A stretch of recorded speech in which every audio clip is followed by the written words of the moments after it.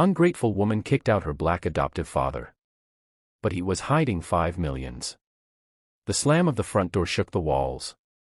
Mr. Samuel Carter, a retired black janitor in his 60s, stood outside, clutching a worn duffel bag. His adopted daughter, Melissa, sneered from the doorway. "You can't stay here anymore," she snapped. "You're not my real father. You're just baggage." Samuel's lips trembled. "Melissa, I gave up my life for you. When your parents abandoned you, Stop," she barked. "I don't care. You're a nobody. An old janitor.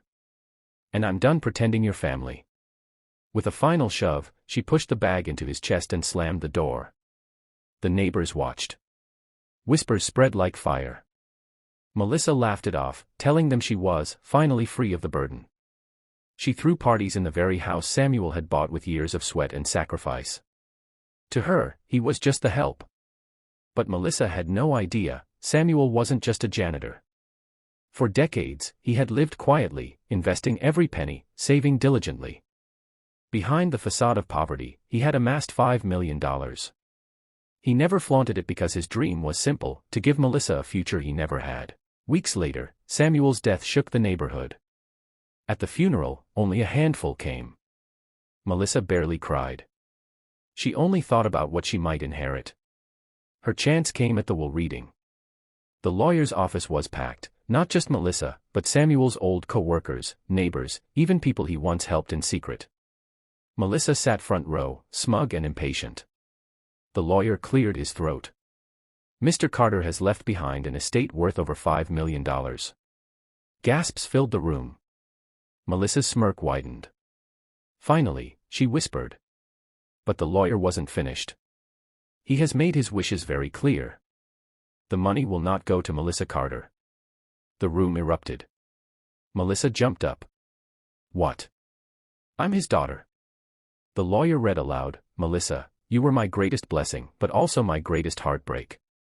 You mocked me for being a janitor, for being black, for being less than what you thought you deserved. Love cannot survive without respect.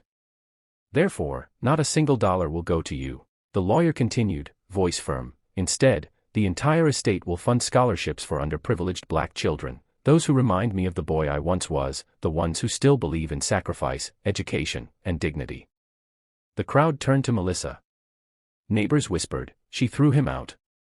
She called him worthless. And now she gets nothing." Her face flushed crimson. One old co-worker stood and said loudly, "I saw him clean offices until dawn, just so she could go to college. And she kicked him out like trash." Humiliation burned hotter than fire. Melissa stormed out, but the cameras followed. Reporters had caught wind of the story. Headlines screamed, "Ungrateful daughter denied $5 million inheritance." Meanwhile, Samuel Carter's name became legend. Streets were filled with children holding signs, "Thank you, Mr. Carter."